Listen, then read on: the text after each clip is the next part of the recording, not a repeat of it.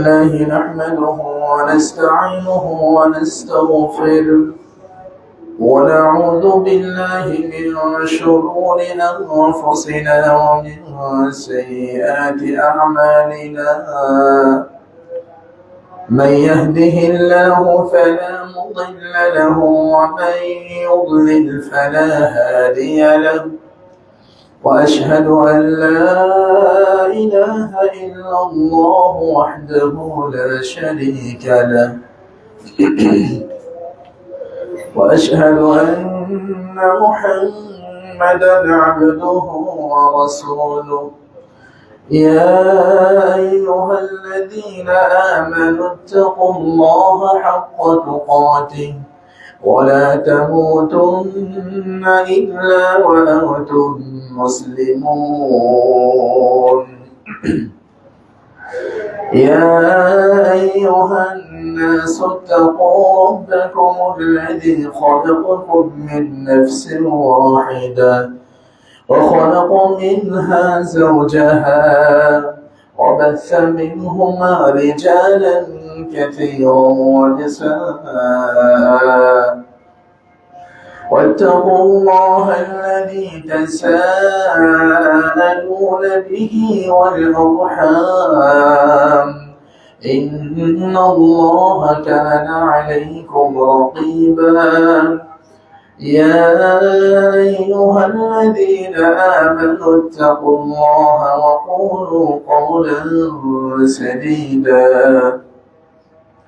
يصلح لكم أعمالكم ويغفر لكم ذنوبكم ومن يطع الله ورسوله فقد فاز فوزا عظيما أما بعد فإن خير الحديث كتاب الله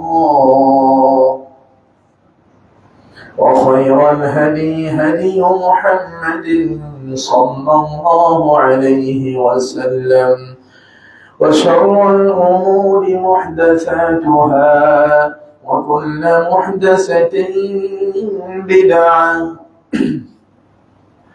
وكل بدعة ضلالة وكل ضلالة في النار أعوذ بالله من الشيطان الرجيم بسم الله الرحمن الرحيم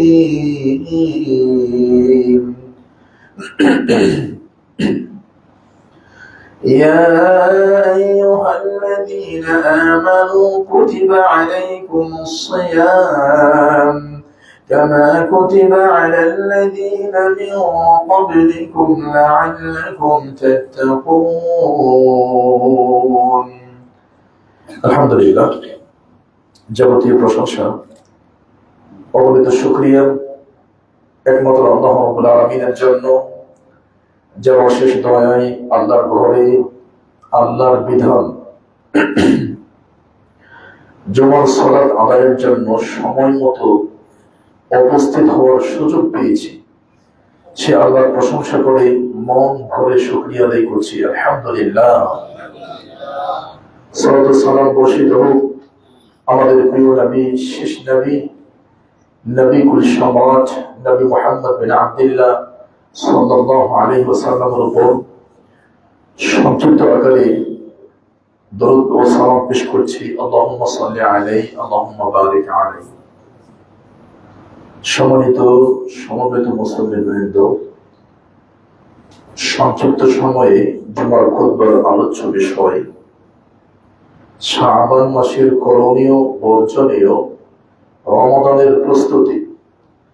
আজকের আলোচ্য বিষয় শাবান মাস, যে মাস চলছে, শাবান মাসের করণীয় বর্জনীয় কি কি করতে হবে, কি কি ছাড়তে হবে এবং রমাদান মাসে কি কি প্রস্তুতি গ্রহণ করতে হবে। সংক্ষিপ্ত সময়ে উক্ত বিষয়ে আল্লাহর কালাম মুহাম্মদ সাল্লাল্লাহু আলাইহি ওয়াসাল্লাম বিশুদ্ধ সুন্নাহর আলোকে কিছু কথা উপস্থাপন করার চেষ্টা করব।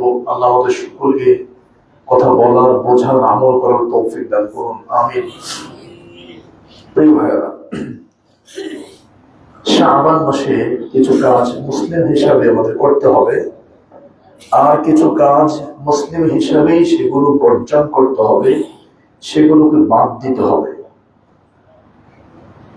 শুরুতেই আমাদেরকে বোঝাতে চাচ্ছি, আল্লাহ রাব্বুল আলামিন রমাদান মাস একটি দামি মাস, গুরুত্বপূর্ণ মাস আমাদেরকে দিয়েছেন।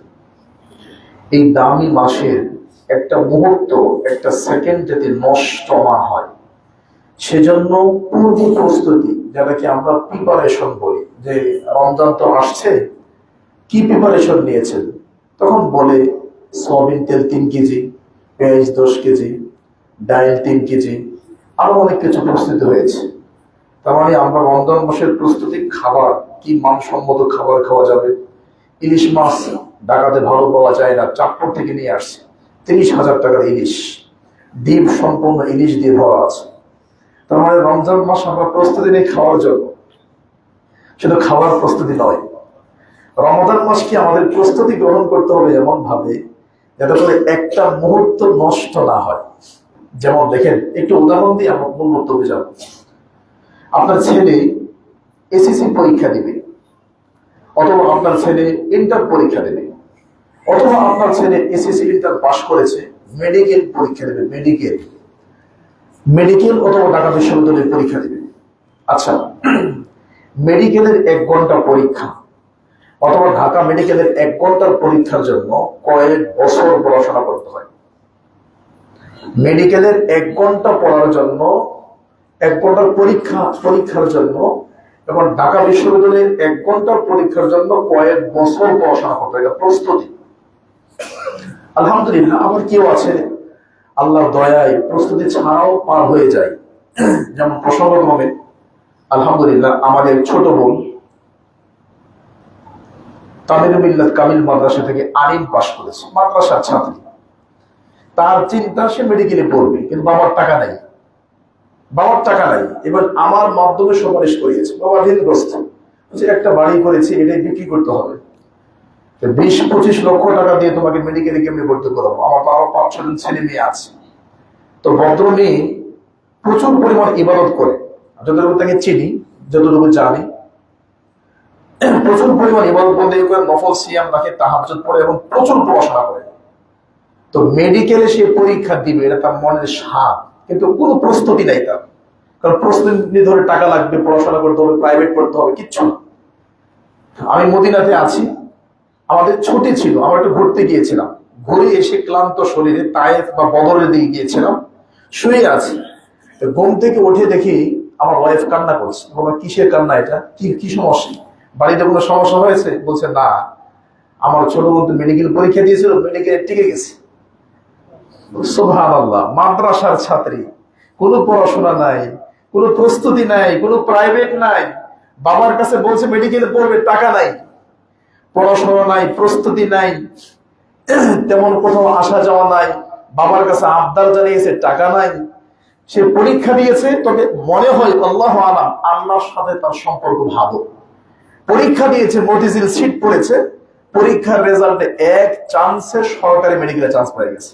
আল্লাহু আকবার। যেখানে ভর্তি হলেই 25 থেকে 30 লক্ষ টাকা লাগবে, এরপর আরো গুনতে হবে। এটা কেন বললাম? যে মেডিকেলের 1 ঘন্টা পরীক্ষা হলে পরীক্ষা দেওয়ার জন্য কয়েক বছর পড়তে হয়। ঢাকা বিশ্ববিদ্যালয়ের 1 ঘন্টার পরীক্ষার হলে পরীক্ষা দেওয়ার জন্য প্রস্তুতি হিসাবে কয়েক বছর পড়তে হয়। তো মুমিনের পরীক্ষা হলো রমজান মাস। রমজান মাসের একটা মাস পরীক্ষা দেওয়ার জন্য অন্তত পক্ষে শাবান মাসের এই মাসটা প্রস্তুতি নেওয়া দরকার, জরুরি। কারণ দুনিয়ার একটা পরীক্ষার জন্য কয়েক বছর আমরা প্রস্তুতি গ্রহণ করলাম, এসএসসি পরীক্ষা, ইন্টার পরীক্ষা। আপনার সন্তানের প্রাইভেট মাস্টারের অভাব নেই, ইংলিশ একজন পড়াবে, বাংলা একজন পড়াবে, সায়েন্স, কেমিস্ট্রি, ফিজিক্স, বিভিন্ন সাবজেক্টের প্রাইভেট মাস্টারের অভাব নাই। কেন? এটা ভালো ফলাফল করতে হবে। পৃথিবীতে একটা ভালো ফলাফল করার জন্য যদি এত মাস্টার, এত প্রস্তুতি, এত পরীক্ষা আর এত মডেল টেস্ট, প্রি টেস্টের প্রয়োজন হয়, তাহলে রমাজানের মোবারক একটা মাস, এই মাসে আমি এবং আপনি মুমিন হিসাবে এই মাসটা আল্লাহর কাছে পরীক্ষা দেওয়ার জন্য পূর্ব প্রস্তুতি, প্রিপারেশন হিসাবে তেল ডাল আর ইলিশ মাছ না কিনে এই মাসেই রমজান মাসের প্রস্তুতি হিসাবে আমাকে আপনাকে কিছু কাজ করতে হবে। সেই কাজগুলো কি? নাম্বার 1, সহিহ বুখারী হাদিস নাম্বার 6502, সহিহ মুসলিম হাদিস নাম্বার 1969, সহিহ মুসলিম হাদিস নাম্বার 489, সহিহ বুখারী হাদিস নাম্বার 161969, 1970 এবং 1971 নম্বর হাদিস, এবং সহিহ বুখারী হাদিস নাম্বার 5195 এবং সহিহ মুসলিম হাদিস নাম্বার 489 এবং সহিহ মুসলিম হাদিস নাম্বার 804, 811, 805, তিরমিজি হাদিস নাম্বার 2891, তিরমিজি হাদিস নাম্বার 2892 এবং সহিহ বুখারী হাদিস নাম্বার 4008 এবং আবু দাউদ হাদিস নাম্বার 1464। এই কয়েকটা হাদিস বলি আজকের বক্তব্য শেষ করবো ইনশাআল্লাহ। এটা হলো আজকের বক্তব্য করণীয়, এরপর কিছু বর্জনীয় আছে। আমরা খুব দ্রুত কথা বলবো, সময় খুব দ্রুত চলে যাচ্ছে। এটা হলো করণীয়, যে হাদিস নাম্বারগুলো বলবো এই কাজগুলো করতে হবে। আর বর্জনীয় কি, এটা আমরা অনেকেই জানি, এই বিষয়ে আমাদের কিছু কথা থাকবে ইনশাআল্লাহ। আমার ভাই, 1 নাম্বার কাজ যেটা সহিহ বুখারী হাদিস নাম্বার 6502, বেশি বেশি নফল ইবাদত করতে হবে। নফল ইবাদত আচ্ছা কিভাবে? আমাদের সময় তো রাসেল ভাই এই মসজিদে একজন মুয়াজ্জিন রাখছে, মুয়াজ্জিন, বেতন 20,000 টাকা। তার সাথে কন্ট্রাক্ট হয়েছে ডিউটি করতে হবে 6 ঘন্টা, বেতন 20,000 টাকা, থাকা খাওয়া ফ্রি। এখন ওই মুয়াজ্জিন যদি 6 ঘন্টা তার যে ফিক্সড ডিউটি, জরুরি ডিউটি, এটা করার পরে আরো 3 ঘন্টা অতিরিক্ত ডিউটি করে, নরমালি ওই মুয়াজ্জিন আরো 20 জন মুয়াজ্জিনের চাইতে তার কাছে ভালো হয়ে যাবে, মসজিদ কমিটির কাছে ভালো হয়েছে, কারণ অতিরিক্ত ডিউটি করেছি। তো আল্লাহ সুবহানাহু ওয়া তাআলা আমাদেরকে কিছু ফরজ ডিউটি দিয়েছেন। ফরজ ডিউটি কি? 5 ওয়াক্ত সালাত, রমজানের সিয়াম, টাকা থাকলে হজ করা, টাকা থাকলে যাকাত দেওয়া, ভালো আচরণ, এগুলো ফরজ ডিউটি। ফরজ ডিউটির পরে যখন অতিরিক্ত নফল ডিউটি আপনি করবেন, তখন আপনিও আপনার রবের কাছে এতটাই প্রিয় হবেন যেমন একটা মুয়াজ্জিন 20 জন মুয়াজ্জিনের চাইতে এই মসজিদ কমিটির কাছে প্রিয় হয়ে যাবে। সুবহানাল্লাহ। এই জন্য নফল ইবাদত এক্সট্রা কিছু করতে হবে আল্লাহর জন্য, এক্সট্রা। সেটা কি?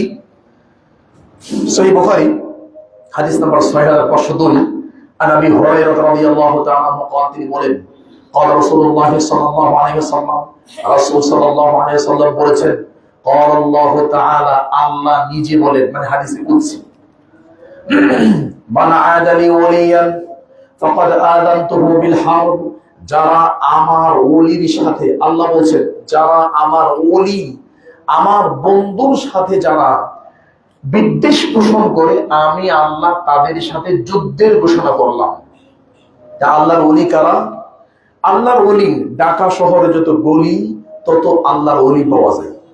গলির যেমন অভাব নাই ঢাকা শহরে, অলির তেমন অভাব নাই।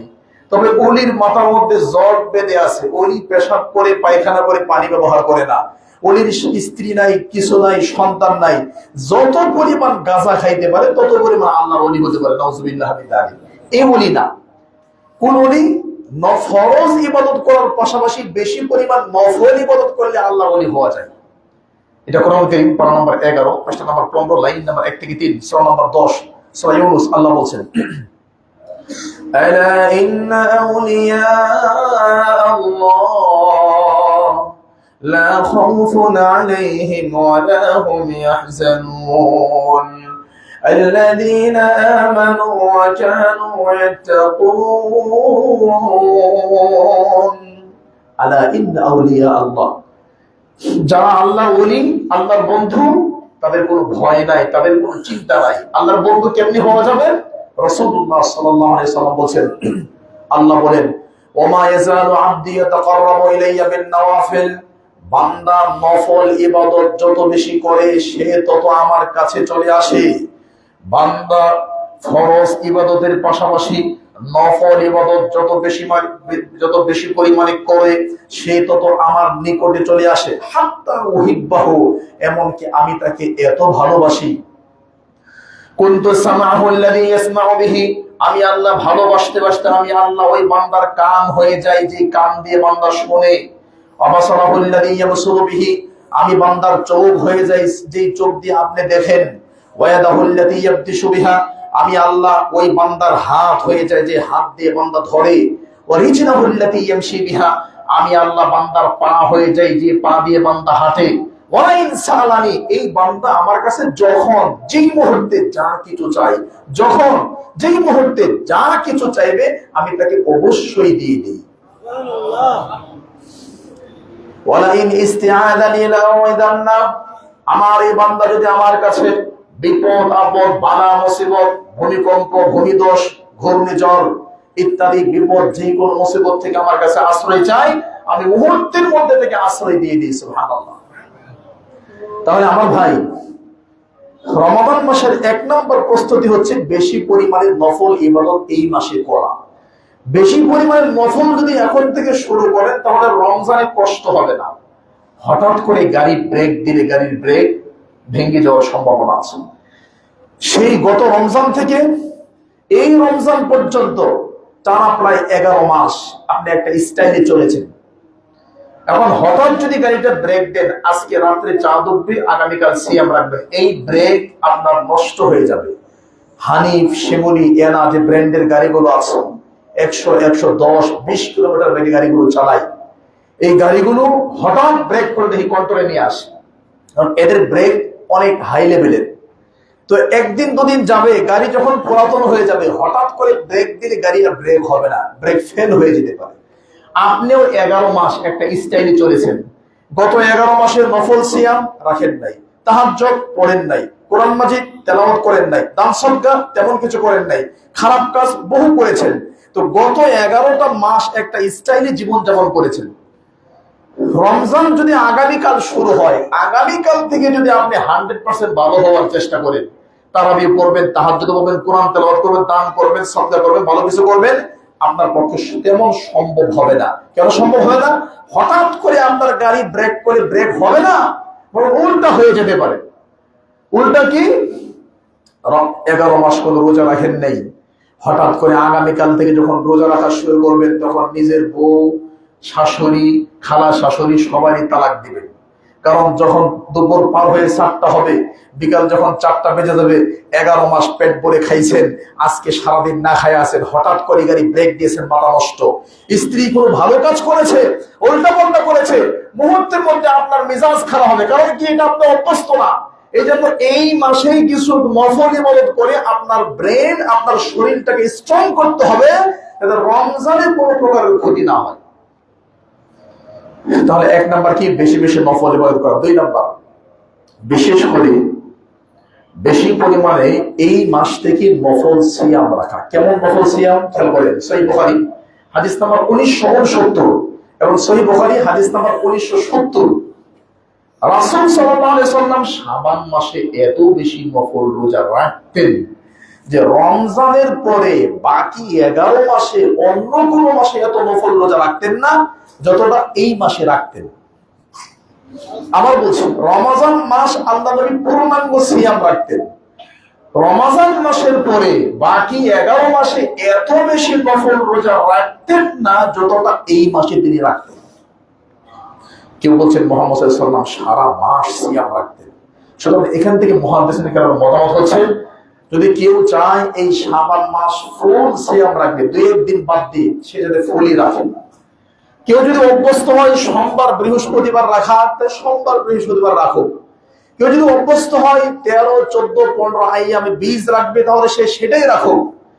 আবার কারো যদি এমন অভ্যাস থাকে যে সোমবার বৃহস্পতিবার অথবা 13, 14, 15 সিয়াম রাখতে রাখতে এমন পর্যায়ে গেছে যে আগামীকাল চাঁদ উঠবে, আজকে রাত্রে চাঁদ উঠতে পারে, এটা আপনি জেনে গেছেন, 29 তারিখ হয় নাই, কালকে 30 তারিখ হবে, এই মুহূর্তে রমজানের 1 দিন আগে 2 দিন আগে নফল সিয়াম রাখা যায় না।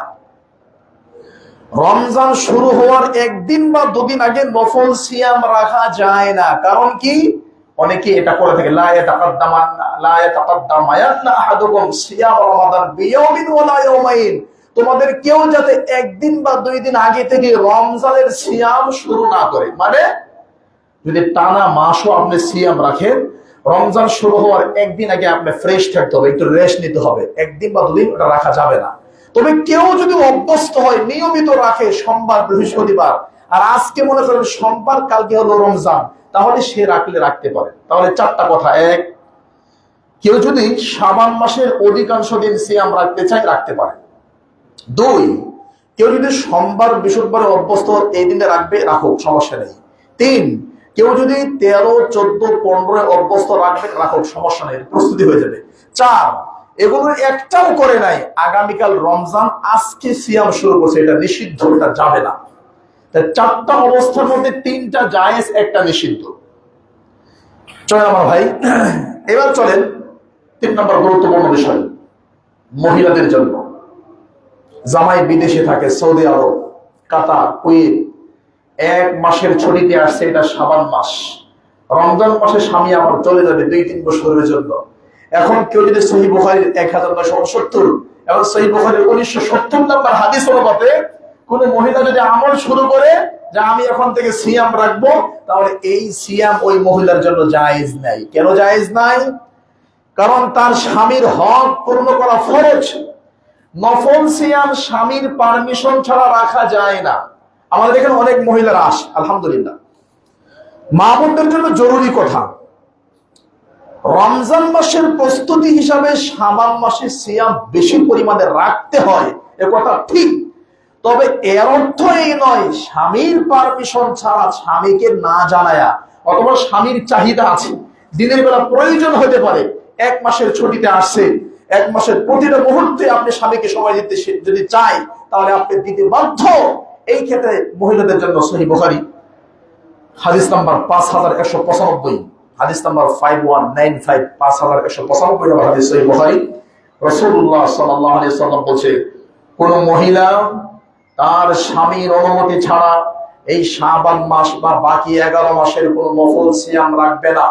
স্বামী যদি অনুমতি দেয় তাহলে নফল সিয়াম রাখবে, স্বামী যদি অনুমতি না দেয় মহিলাদের জন্য পূর্ব প্রস্তুতি হিসাবে এই মাসের সিয়াম রাখা জায়েজ নাই, হারাম।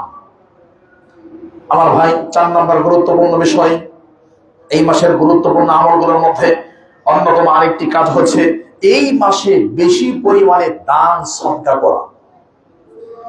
কারণ 11 মাস দান সদকা করেন নাই, হঠাৎ করে আগামীকাল থেকে রমজান শুরু হয়ে গেছে, রমজান মাসে বেশি করে দান করতে হবে, হঠাৎ করে আপনার পকেট থেকে 100-200 টাকা বের হবে না, কারণ হঠাৎ করে অভ্যাস নাই, 11 মাস দেন নাই। এই মাস থেকে 5 টাকা, 10 টাকা, 50 টাকা, 100 টাকা দেওয়ার অভ্যাস করেন, তাহলে রমজানে 1000 টাকা বের হবে, এটা কষ্ট হবে না, কারণ হঠাৎ করে মানুষ কাছে উঠতে পারে না। এজন্য এই মাসের 5 নাম্বার কাজ, রমজান মাসে বেশি করে দান করতে হলে এই মাসে দানের পরিমাণ একটু বাড়াতে হবে। দলিল কি? আরে মুহাম্মদ সাল্লাল্লাহু আলাইহি ওয়াসাল্লাম খাবারই পেতেন না, মাস কি মাস আল্লাহর নবীর বাড়িতে আগুন জ্বলতো না, আর মুহাম্মদ সাল্লাল্লাহু আলাইহি ওয়াসাল্লাম কেমন দান করতেন জানেন? সহিহ বুখারীর হাদিস, কানান নবিয়্যু সাল্লাল্লাহু আলাইহি ওয়াসাল্লাম আজওয়াদুন নাস বিল খাইর, আল্লাহর নবী রমজান মাসে প্রচুর পরিমাণে দান করতেন। ওয়া কানা আজওয়াদু মা ইয়াকুনু ফি রমাদান মিন আর-রিহিল মুরসালা আও কামা ক্বালা আলাইহিস সালাতু ওয়াস সালাম, রমজান মাসে নবীর দানের গতি ছিল বাতাসের বেগ। বাতাস যেমন দুর্বার গতিতে আসে, বাতাস যেমন খুব স্পিডে আসে, দুর্বার গতিতে আসে, রমজান মাসে নবীর দানের গতি প্রবাহিত বাতাসের চেয়ে স্পিড পূর্ণ ছিল। সুবহানাল্লাহ। যেখানে মুহাম্মদ সাল্লাল্লাহু আলাইহি ওয়াসাল্লামের খাবার নাই, পানি নাই, কোন রকম চলতে পারে, উনিও রমজান মাসে তার দানের গতি যদি বাতাসের চেয়ে দুর্বার গতি হয়, তাহলে আমাকে আপনাকে এই হাদিসের উপর যদি রমজান মাসে আমল করতে চান, পারবেন না। এই মাস থেকে পূর্ব প্রস্তুতি হিসাবে 5 নাম্বার ডিউটি, এই মাস থেকে কিছু করে বেশি বেশি করে দান করার চেষ্টা করা। আবার অনেকে দান বলতে বুঝি জাকাতের টাকা দেওয়া, জি না, জাকাতের টাকা এটা দান না, জাকাতের টাকা এটা ময়লা, এটা দিতে হবে বাধ্য আমাদের। জাকাতের টাকা এটা ময়লা, আপনার ধন সম্পদকে পরিষ্কার করতে হবে, এটা দান না। অনেকে জাকাতের টাকাকে দান হিসাবে, কেউ আছে ঈদ বোনাস হিসাবে চালায় দেয়। এত কৃপণের কৃপণ, দারোয়ান কেউ 10টা টাকা দেয় না, কিন্তু রমজান মাসে দারোয়ানের হাতে 5000 দিয়ে দেয়। দারোয়ান আকাশ থেকে পড়ে, আমার মালিক এত কিপটা, 5000 কোথা থেকে দিল, এটা কি আর সেটা বলে না, এটা বকশিশ, এটাকে সাদাকা, এটাকে দান নাকি জাকাত, কিছুই বলে না, এটা বাটপারি। এ ধরনের কাজ করা যাবে না। আবার অনেকে আছে বলবো না, 3টা জিনিসের যাকাত হয় না, 1 বাড়ি, 2 গাড়ি, 3 নাম্বার যেগুলো ব্যবহৃত পণ্য, বাড়ি এবং গাড়ির যাকাত দিতে হয় না। আমি দেখেছি পুরান ঢাকার অনেক মানুষ আছে, কোটি কোটি টাকার মালিক, লাখ লাখ টাকা জাকাতের টাকা আসবে, গাড়িটা আছে, যখন জাকাত ফরজ হবে এই গাড়ি পাল্টায় নতুন একটা গাড়ি নিয়ে আসে, কারণ গাড়ির জাকাত নেই। এটা বুঝে গেছে গাড়ির জাকাত নাই, গাড়ির যেহেতু জাকাত নাই, পুরান গাড়ি বাদ, লাখ লাখ টাকা জাকাত আসবে, জনগণকে দিতে হবে। আরে আপনার মনের খবর তো আল্লাহ জানে প্রতারণা কার সাথে করছেন। ধর্মের নামে শয়তান মানুষের কত দুষ্টামি শেখায়। গাড়ির জাকাত নাই, এই জন্য এই গাড়ি বাদ। একটা পুরাতন গাড়ি 90 লাখ 1 কোটি টাকার একটা নতুন গাড়ি কিনে নিয়ে আসে, কারণ কি হুজুর বলছে গাড়ির জাকাত নেই। তাহলে এই টাকা যখন আমি গাড়ি কিনলাম তখন তো আমার গাড়ির কাছে ব্যবহার হয়ে গেছে, জাকাত দেওয়া লাগবে না, ঠিক না? আল্লাহ জানে আপনার মনের খবর, শুধু মনের খবর না, আপনি কাকে চোখ টিপ দিচ্ছেন, খাইনাতাল আয়মানে চোখ টিপ দেওয়া, আপনি কারে চোখ টিপ দিচ্ছেন, চোখের ইশারা করেছেন, এটাও আল্লাহ জানে। এটা যদি আল্লাহ জানে তাহলে আপনি ফতোয়ার ভিত্তিতে আপনি যাকাত দিতে হবে, এই জন্য নতুন গাড়ি নিয়ে আসলেন যে টাকাটা গাড়িতে ভরে দেই তাহলে যাকাত আসবে না, এটা আল্লাহ আরো ভালো করে জানে। সুতরাং বেশি বেশি করে দান করতে হবে, এটা হলো 5 নাম্বার কাজ। 6 নাম্বার দায়িত্ব আমার ভাই, এই মাসের করণীয় মধ্যে 6 নাম্বার হচ্ছে বেশি বেশি করে কোরআন মাজিদ তেলাওয়াত করা। কারণ এই রমজান মাস কোরআন মাজিদ নাজিলের মাস, এই মাসে কোরআন যদি পড়তে না পারেন তাহলে আপনার চেয়ে হতভাগা কি আছে? এটা ভালো করে খেয়াল করেন তো। আপনারা ঢাকা শহরের মানুষ, জ্ঞান বুদ্ধি কম থাকলে ঢাকা শহরে থাকা যায় না। জ্ঞান বুদ্ধি কম থাকলে ঢাকা শহরে বাড়ি ফ্ল্যাটের মালিক হওয়া যায় না। জ্ঞান বুদ্ধি কম থাকলে ঢাকা শহরের রাস্তাতে হাঁটাও যায় না। যারা গুলিস্তান বংশাল সদরঘাটে হাঁটাহাঁটি করে, মানে এদের বিদ্যা বুদ্ধি আছে। বিদ্যা বুদ্ধি না থাকলে রাস্তায় হাঁটতেও পারতো না, কারণ পকেটে মোবাইল নিয়ে হাত দিয়ে ধরে ধরে হাঁটতে হয়, পকেটেও টান দিয়ে দৌড় দেয়, নতুন গাড়ির পার্স খুলে রানিং গাড়ি থেকে নিয়ে দৌড় দেয়। এটা বাংলাদেশ। তার মানে যারা ঢাকা শহরে আছে এদের বিদ্যা বুদ্ধির অভাব নাই, যাদের ঢাকাতে বাড়ি আছে এদের বিদ্যা বুদ্ধির অভাব নাই। কিন্তু আমি আশ্চর্য হলাম, আপনি ঢাকা শহরের মানুষ, ঢাকাতে বাড়ি আছে, গাড়ি আছে, সুন্দরী নারী আছে, এরপরে এত বুদ্ধি থাকার পরেও 70 বছর আপনার বয়স, এখন আপনি আল্লাহর কালাম কোরআন মাজিদ দেখে দেখে পড়তে পারেন না। তার মানে পৃথিবীতে আপনি হিরো হলেও ইসলামের দৃষ্টিতে আপনি নির্ভুল, আপনি জাহেল, আপনি মূর্খ, আল্লাহর কাছে আপনার কোনো দাম নেই, কারণ আপনি আল্লাহর কালাম পড়তে পারেন না। অন্তত পক্ষে রমজান মাসে আপনার বড় দরকার ছিল। আপনি নিজেকে মহাপণ্ডিত মনে করছেন। জি জনাব, কি করেন? আমি ঢাকা বিশ্ববিদ্যালয়ের ফিজিক্সের টিচার, আপনি আমি কেমিস্ট্রির টিচার, আমি ইংলিশের টিচার, আমি কিং সাউথ ইউনিভার্সিটি থেকে এমফিল পিএইচডি করে আসছি। বাপ রে বাপ, একটু কোরআন পড়েন। কোরআন তো দেখেই পড়তে পারে না, গবেষণা করতে কি করবে? বর্তমান বাংলাদেশে 17,62,00,000 লোক আছে। বর্তমান বাংলাদেশে 17,62,00,000 লোক আছে। এর মধ্যে 70% লোক কোরআন মাজিদ পড়তে পারে। তবে কেমনে পড়ে? গ্রামের মহিলারা যেমনি গুনগুন গুনগুন করে পড়ে, এরকম গুনগুন করে পড়ে, ভালো করে পড়তে পারে না 70% লোক। আর 7 থেকে 10% মানুষ কোরআন মাজিদ শুদ্ধ করে পড়তে পারে। আর 2 থেকে 3% আছে যারা হাই লেভেলের পড়তে পারে। আরে হাই লেভেলের পড়লে কি হবে?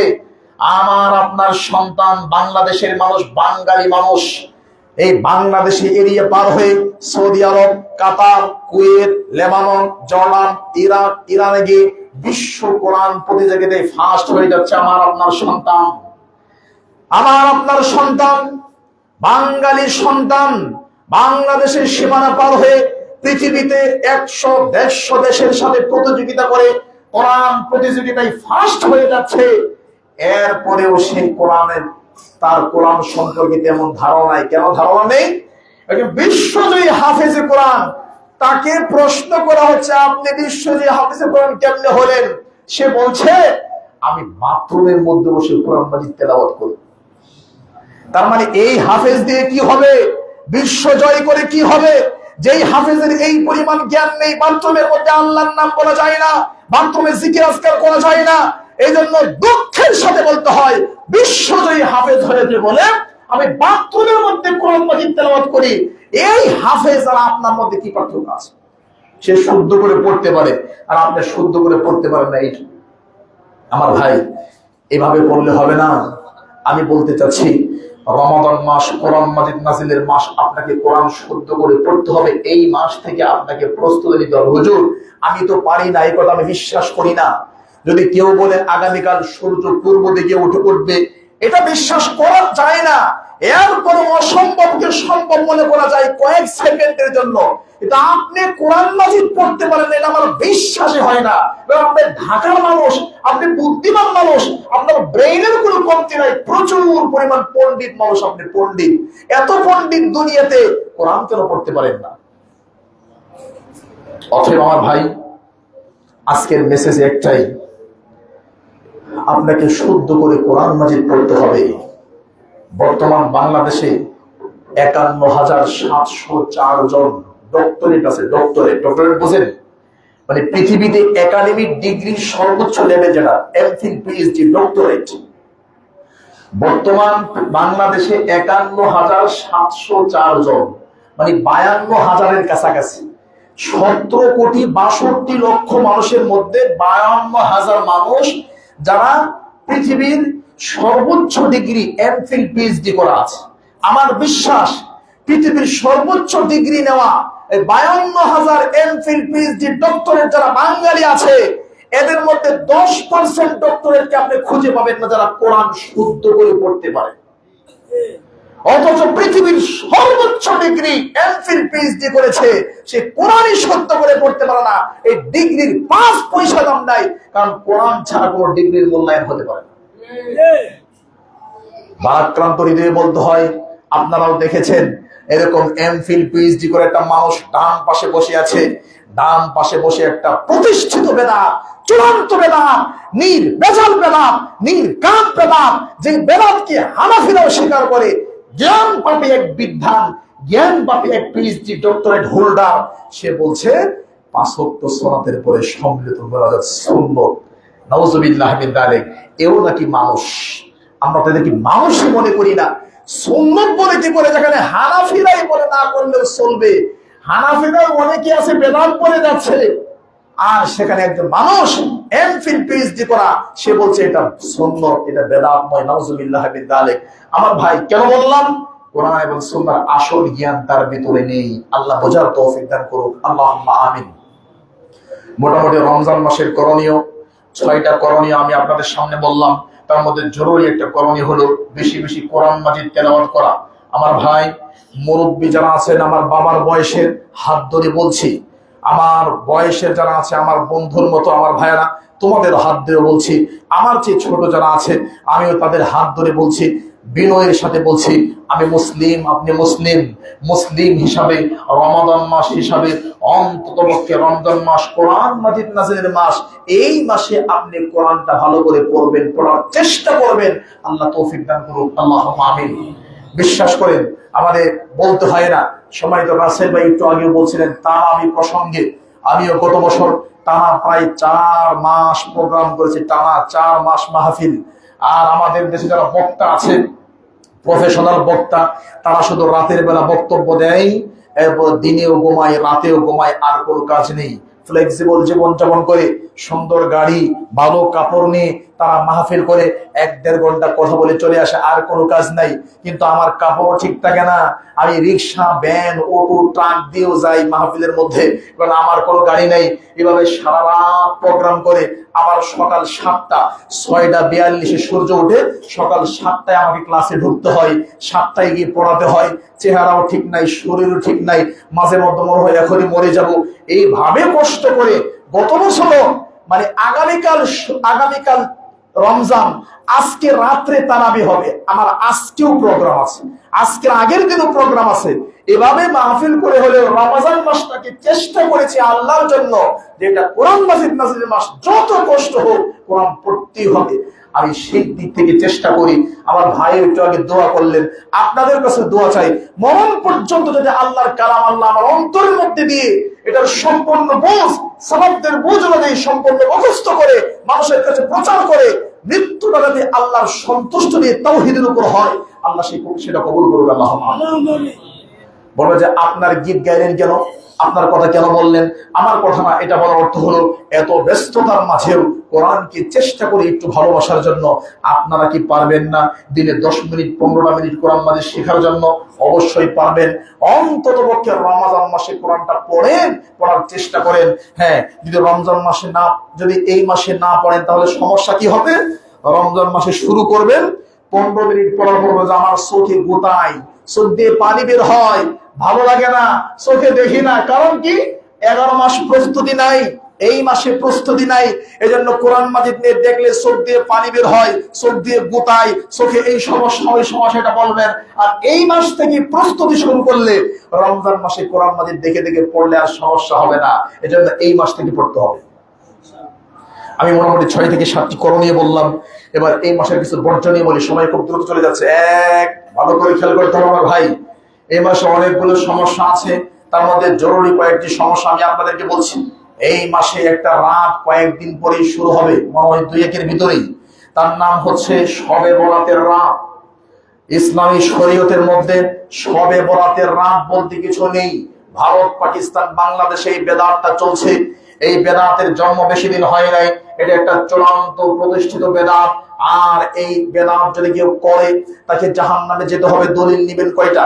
বুখারী মুসলিম মিশকাত 140 নম্বর হাদিস, সহিহ মুসলিম 1786 নম্বর হাদিস, মুসলিম মিশকাত 142 নম্বর হাদিস, বুখারী মিশকাত 143 নম্বর হাদিস, বুখারী মুসলিম মিশকাত 145 নম্বর হাদিস, মুসলিম মিশকাত 158 নম্বর হাদিস, তিরমিজি মিশকাত 159 নম্বর হাদিস, বুখারী মুসলিম মিশকাত 143 নম্বর হাদিস, মুয়াত্তা মিশকাত 186 নম্বর হাদিস, দারিমি মিশকাত 188 নম্বর হাদিস, সহিহ আত-তারগীব 72 নম্বর হাদিস, সহিহ আত-তারগীব 62 নম্বর হাদিস, সহিহ বুখারী 1597 নম্বর হাদিস, মুসনাদ আহমদ বিন হাম্বল 4870 নম্বর হাদিস, মুসনাদ আহমদ বিন হাম্বল 3121 নম্বর হাদিস, আল ওয়াদিহ ফি উসুল ফিক 1 নম্বর খন্ড 12 নম্বর পৃষ্ঠা 12 নম্বর লাইনের হাদিস। এতগুলো হাদিস বলে একটা বেদাত যদি আপনি করেন, আপনাকে জাহান্নামে যেতেই হবে, নিশ্চিত যেতে হবে। অতএব এই মাসের সবচাইতে বড় বেদাত যেটা আমাদের বাংলাদেশে হয়, শবে বরাতের নামে একটা রাত হয়। এই রাতে কি হয়? এই রাতে কেউ যদি ভালো খাবার খায়, এই রাত্রিতে ভালো খাবার খেলে সারা বছর ভালো খাবার খাওয়া যায়। এই রাত্রিতে গোসল করলে মাথা দিয়ে শরীর দিয়ে পানিগুলো ঝরে পড়লে পাপগুলো ঝরে পড়ে যায়। এই রাত্রিতে হালুয়া রুটি বানায় খাওয়াইলে উপকার হয়। এই রাত্রিতে কোরআন খতম, সাবিনা খতম করতে হয়। এই রাত্রিতে মরা মানুষের রূহগুলো এসে ঘুরে। বাপ মারা গেছে 30 বছর আগে, বাবার রূহ ইল্লিয়িন অথবা সিজ্জিনে চলে গেছে। আপনার বাবার রূহ নাকি খাড়ের নিচে ঢোকে, সোনার নিচে ঢোকে, নাউজুবিল্লাহ মিন যালিক। এই রাত্রিতে রূহগুলো দৌড়ায়। এই রাত্রিতে দলবদ্ধভাবে কবর জিয়ারত করতে হয়, এই তারা করতে যায়। এই রাত্রিতে দলবদ্ধভাবে দোয়া করে। এই রাত্রিতে ওই গুলিস্তান সদরগড়ের হিরোইন চুর ডাকাত যেগুলো আছে, 10 টাকা দিয়ে একটা টুপি আর 5 টাকা দিয়ে একটা আতর লাগাইয়া বাইতুল মুকাররমে ঢুকে 100 রাকাত নামাজ পড়ে জান্নাত কিনতে হয়। নাউজুবিল্লাহ মিন যালিক। এই রাত্রিতে বহু জাহিলিয়াত আমাদের বাংলাদেশে আছে। আতশবাজি হয়, এই রাত্রিতে আতশবাজি হয়। এই রাত্রিতে বিভিন্ন মসজিদ এবং কমপ্লেক্সকে সাজানো হয়, এমন ভাবে সাজানো হয় মনে হয় যেন এটা বাসর ঘর যেমন সাজায়, এভাবে অনেক মসজিদ মাদ্রাসা কমপ্লেক্সকে সাজায়। এই রাত্রিতে অনেক ধর্ম ব্যবসা হয়, তাবিজের ডিলাররা তাবিজ বেচে। এই রাত্রিতে মাজারগুলো সুসজ্জিত করা হয়, আতশবাজি করা হয়, মাজারগুলোতে আতরবাজি, বিভিন্ন রকম সুগন্ধি দেওয়া হয়, মাজারগুলোতে সিজদার দেখানো বানানো হয়। আর রাস্তা ঘাটে হাট বাজারে সব জায়গায় ফকিররা একাকার হয়ে ফকিররা ভিক্ষা করে।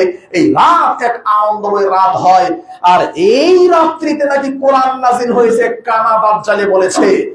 কানা দাজ্জাল নাকি এমফিল পিএইচডি করেছে, এই কথা বললেই বেঈমান হয়ে যাবে। বলছে এই রাত্রিতে নাকি আল্লাহ কোরআন নাজিল করেছে। নাউজুবিল্লাহ মিন যালিক। অনেকগুলো সমস্যার কথা বললাম, একটা করে সমাধান করে শেষ করে দিচ্ছে আমার ভাই। এটা নিয়ে বলি, এই রাত্রিতে কোরআন নাজিল হয়েছে, একজন বিরাট বড় গ্র্যান্ড মুফতি সৌদি আরবে যেমন গ্র্যান্ড মুফতি আছে, বাংলাদেশের অঘোষিত গ্র্যান্ড মুফতি যে নিজেকে নিজেই দাবি করছে আমি বাংলাদেশের সবচেয়ে বড় মুফতি। কোথায় কোথায় তালাক, মা তালাক, বোন তালাক, চাচি তালাক, সব তালাক হয়ে যা, শাশুড়ি সহ তালাক হয়ে যা।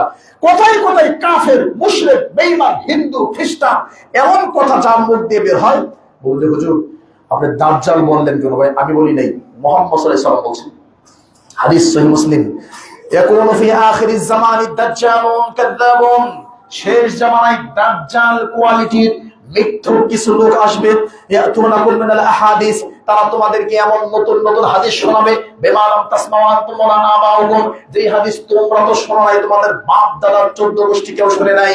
ফাইয়াকুম ওয়াইয়াহুম, এই সমস্ত দাজ্জাল হুজুরদের কাছ থেকে দূরে থাকো। লা ইউদিল্লুনাকুম ওয়া লা ইফতিনুনাকুম, এরা তোমাদেরকে পথভ্রষ্ট করে ছাড়বে।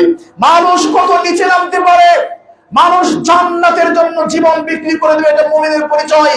কিন্তু দুনিয়ার জন্য মানুষ জান্নাতকে বিক্রি করে দিচ্ছে। গতকালে ভণ্ড হুজুর বলছে আমরা যদি ক্ষমতায় আসি আমরা মাজার ভাঙবো না, মাজার মেরামত করব। আমরা যদি ক্ষমতায় আসি মাজার ভাঙবো না, মাজারকে সেফটি দিব। আমাদের তারেক রহমানের নেতৃত্বে আমি হুজুর অমুক হুজুর, আমি অমুক আল্লামা, আমি বলছি ব্রাহ্মণবাড়িয়া আশুগঞ্জের মানুষকে বলে গেলাম মাজারের বিপক্ষে আমরা নয়, মাজারে আল্লাহ ওলি ঘুমায় আছে, এদেরকে সেফটি দিব। নাউজুবিল্লাহ। মানুষ কত নিচে নামতে পারে ক্ষমতার জন্য, মানুষ ইজ্জত সম্মানের জন্য কত নিচে নিচে নামতে পারে। এরকম নিচে নামতে বলা এদেরকে নবী দাজ্জাল বলছে, আমি দাজ্জাল বলি নাই। সেই বুখারী হাদিস নাম্বার 100, 100 নম্বর হাদিস। এরা জাতির জন্য কীট, এরা জাতির কীট পতঙ্গ, এরা কুকুরের চেয়ে খারাপ। আমি বলি নাই, আল্লাহ বলেছে কুকুরের চেয়ে খারাপ। দলিল নেবেন, নেন দলিল, কোরআন কারীম পারা নাম্বার 9 পৃষ্ঠা নাম্বার 13 লাইন